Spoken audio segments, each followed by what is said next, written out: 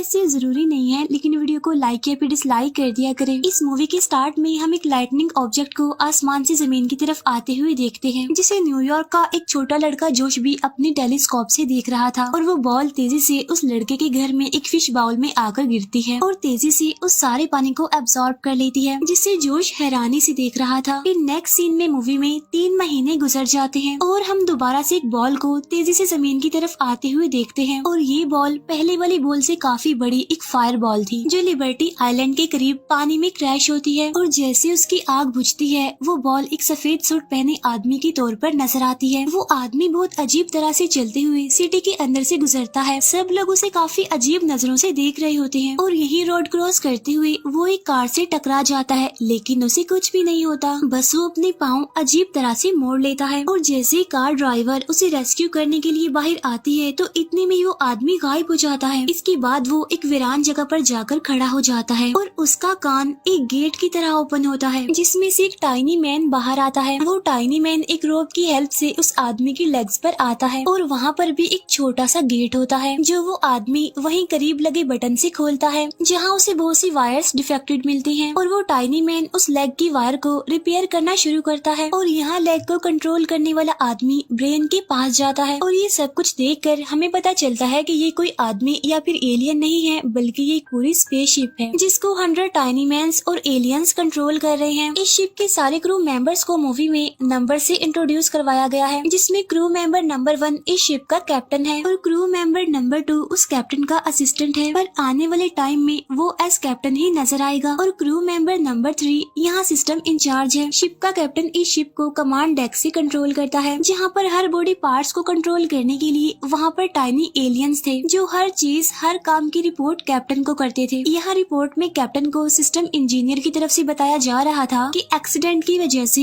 ये शिप अब चल नहीं रही, लेकिन अर्थ के 2-3 दिन के अकॉर्डिंग ये शिप बिल्कुल ठीक हो जाएगी। शिप का ट्रैकिंग सिस्टम भी खराब हो गया था और कैप्टन क्रू मेंबर्स को अब इस सिचुएशन में मीटिंग के लिए बुलाता है, जिनकी बातों से हमें पता चलता है कि वो लोग प्लेनेट नील से आए हैं, क्योंकि उनके प्लेनेट के रिसोर्सेज खत्म होने की वजह से उनका प्लेनेट तबाह होने वाला था और उनको अर्थ सी सॉल्ट और वाटर की जरूरत थी, जिससे वो अपने प्लेनेट को बचा सकते थे। इसीलिए वो अर्थ ओशन से सॉल्ट और वाटर उस बॉल की हेल्प से कलेक्ट करने आए थे, जो उनसे गुम हो गई थी और जिस बॉल को हमने जोश के पास देखा था। और उस बॉल का नाम ऑर्ब था और वो लोग उस बॉल को ढूंढने के लिए ही यहाँ पर आए थे। अर्थ सी सॉल्ट नील प्लेनेट को सालों तक एनर्जी दे सकता था, इसीलिए उन्होंने अर्थ पर आने का डिसाइड किया। अब यहाँ जोश अपनी विंडो से उस ह्यूमन लाइक शिप को देख लेता है और जल्दी से अपनी मॉम को बुलाता है, जो वही लड़की थी जिसकी कार से उस शिप का एक्सीडेंट हुआ था। वो दोनों जल्दी से उस शिप के पास आते हैं और वो लेडी उस शिप से सॉरी कहती है। शिप के अंदर एलियंस पहले तो उसे देखकर घबरा जाते हैं, क्योंकि बेशक वो शिप बाहर से इंसान जैसी लगती थी, लेकिन उसको कंट्रोल करने वाले एलियंस ये बात नहीं जानते थे कि वो कैसे ह्यूमंस की तरह बिहेव करे। और अभी वो किसी इंसान से फर्स्ट टाइम ही बात करने वाले थे और इस काम के लिए वो गूगल की हेल्प लेते हैं, ताकि वो ह्यूमंस के बिहेवियर को जान सके और उनसे बात करने में आसानी हो। वो ह्यूमन शिप का कैप्टन शिप की उस लेडी से एज अ ह्यूमन बात करने की कोशिश करता है। तभी दूसरी तरफ हम पुलिस ऑफिसर्स को देखते हैं, जो उस मिस्टीरियस बॉल को ढूंढने के लिए कोशिश कर रहे थे। वो लोग उस जगह पर जाते हैं जहाँ पर वो शिप लैंड हुई थी। क्रैश साइट पर उन्हें किसी आदमी के फेस इंप्रेशन मिलते हैं, जिससे उन्हें ये पता चल जाता है कि वो कैसा दिखता है। पूरे शहर में उसको ढूंढने की कोशिश की जा रही होती है और यहाँ वो ह्यूमन शिप उस लेडी से बात करने की कोशिश कर रही होती है, लेकिन जैसे ही वो शिप उस लेडी से बात करने की कोशिश करता है, तो फ्रिक्वेंसी ज्यादा होने की वजह से आसपास की चीजें टूटने लगती हैं। फिर फ्रिक्वेंसी सेट करने की वजह से वो शिप उस लेडी को कहता है आई एम ओके। फिर वो लेडी जोश को स्कूल भेजकर उस शिप को अपने घर इनवाइट करती है।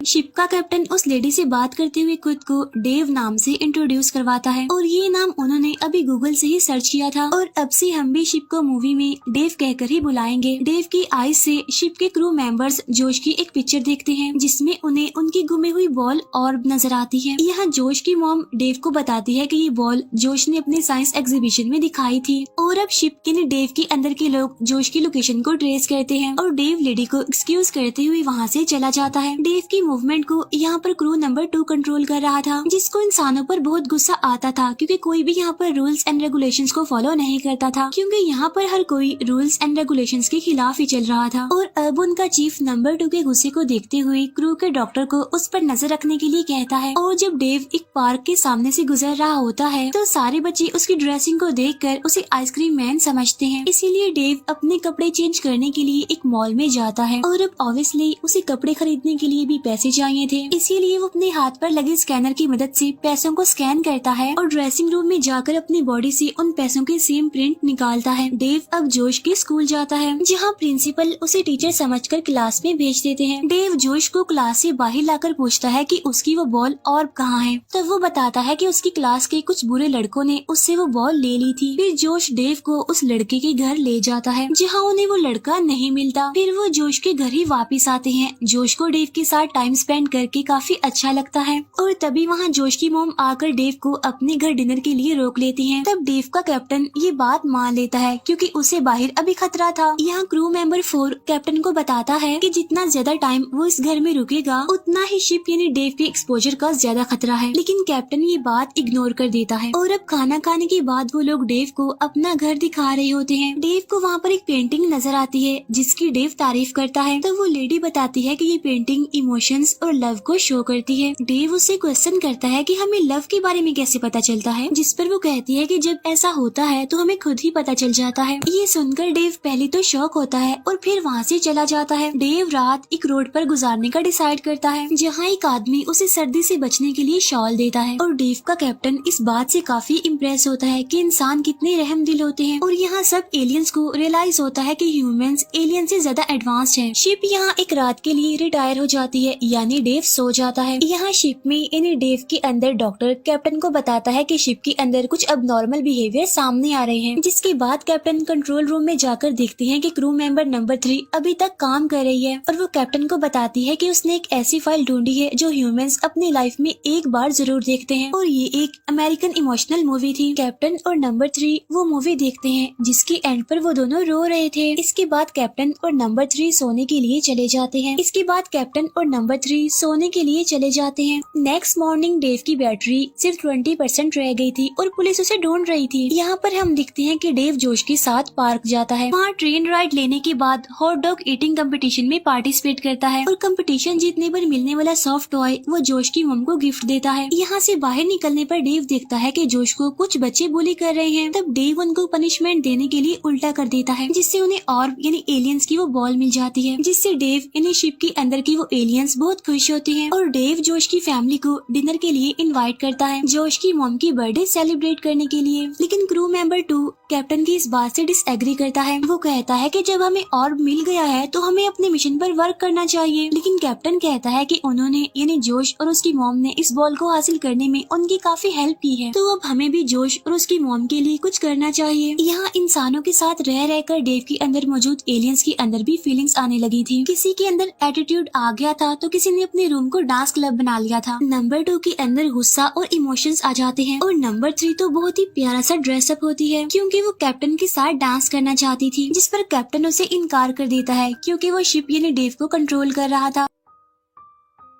और डेव भी पार्टी में उस लेडी के साथ डांस कर रहा था। और नंबर 3 यहाँ पर हर्ट होकर वहाँ से चली जाती है। यहाँ होटल से डेव को पुलिस अरेस्ट कर लेती है और शिप के अंदर सबकी बदले हुए बिहेवियर से नंबर 2 को बहुत गुस्सा आता है और वो शिप आर्मी को अपने साथ मिलाकर अब अपने मिशन पर काम करने के लिए सबको कहता है। और सारी क्रू यहाँ तक कि नंबर 3 भी नंबर 2 के साथ मिल जाती है। इन्वेस्टिगेशन रूम में डेव की ओपन स्पीकर की वजह से ऑफिसर एलियंस की सारी बातें सुन रहे होते हैं। तब उनकी बातों से पुलिस को लगता है कि ये एक एलियन सोल्जर है। फिर वो दोनों पुलिस ऑफिसर्स इन्वेस्टिगेशन रूम से चले जाते हैं। शिप के अंदर अब न्यू लीडर सबको वार्न करता है कि अब यहाँ पर कोई भी अन एलियन बिहेवियर शो नहीं करेगा। और यहीं पर डेव यानी वो शिप अपने हैंड पिस्टल को यूज करते हुए पुलिस स्टेशन की वॉल को तोड़ देता है और यहाँ से बाहर जाने लगता है। पुलिस उसे रोकने के लिए उसे शूट करती है पर कोई भी बुलेट उस पर कोई असर नहीं करती। डेव यानी उस शिप के अंदर एक एलियन अपने न्यू लीडर के गुस्से से बचने के लिए शिप से बाहर जंप कर देता है। डेव की आई से नंबर 2 यानी न्यू लीडर पुलिस स्टेशन में जोश और उसकी मदर को देखता है, पर अपने न्यू लीडर के अकॉर्डिंग डेव अपने मिशन को पूरा करने के लिए आगे बढ़ जाता है। नंबर 2 जोश से अब बहुत ज्यादा काम ले रहा था, जिसकी वजह से नंबर 3 को मिशन खराब होने की टेंशन हो जाती है, इसीलिए वो जल्दी से अपने असल कैप्टन को छुड़वा लेती है। लेकिन वो दोनों पकड़े जाते हैं और उनको डेव की नोज के जरिए बाहर निकाल दिया जाता है और अब वो टाइनी एलियंस ह्यूमन और डॉग से बचने की कोशिश कर रहे होते हैं। अब वो दोनों लड़ते हुए एक प्लास्टिक बैग देखते हैं और वो उसे as a hot air balloon use करके शिप तक पहुंचने की कोशिश कर रहे होते हैं, लेकिन वो बैग बस के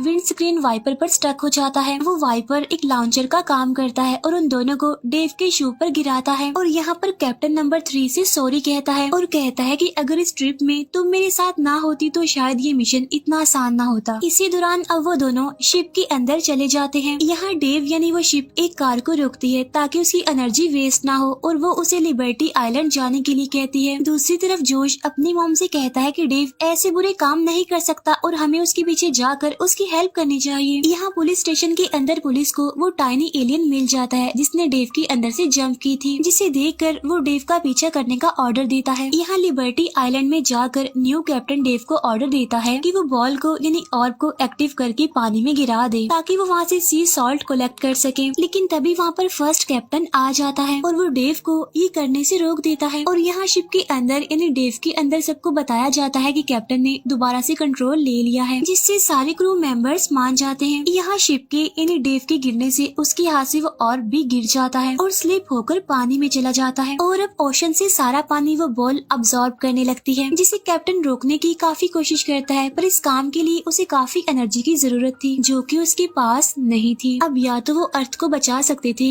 या अपने प्लेनेट पर वापस जा सकते थे। तब कैप्टन अपने क्रू से अर्थ को बचाने के लिए परमिशन लेता है, जिस पर सारे एग्री हो जाते हैं क्योंकि उन्होंने अर्थ से कुछ सीखा था, दूसरों को प्यार करना और उनकी हेल्प करना। और अब डेव अपनी सारी एनर्जी यूज करते हुए अर्थ को बचा लेता है, लेकिन यहाँ पर डेव की पावर्स खत्म हो जाती हैं और इतनी ही देर में वहाँ पर पुलिस भी आ जाती है। यहाँ पर जोश भी पुलिस के साथ ही था और वो जल्दी से पुलिस ऑफिसर का टेजर यूज करते हुए डेव को चार्ज कर देता है और जैसे ही डेव चार्ज होता है तो उसका माउथ किसी गेट की तरह ओपन होता है, जिसमें से कैप्टन और नंबर 3 निकलते हैं और वो पुलिस को अपने बारे में सब कुछ बता देते हैं और वो जोश की फैमिली को बाय कहते हुए ये कहते हैं कि हम किसी और प्लेनेट से एनर्जी रिसोर्सेज ले लेंगे लेकिन अर्थ को नुकसान नहीं पहुंचाएंगे। तब ये बात सुनकर पुलिस उनके दूसरे एलियन को भी शिप में रख देती है, यानी जिसने शिप से जंप लगाई थी। इसके बाद डेव अपने प्लेनेट पर जाने की तैयारी करता है और उसकी पूरी बॉडी से करंट फ्लो होता है और जैसे ही वो ऊपर की तरफ मूव करता है तो यहाँ FBI की एंट्री होती है जो हेलीकॉप्टर से डेव पर ट्रैप डाल देते हैं। और अब जैसे ऑफिसर्स उनके पास आने वाले थे,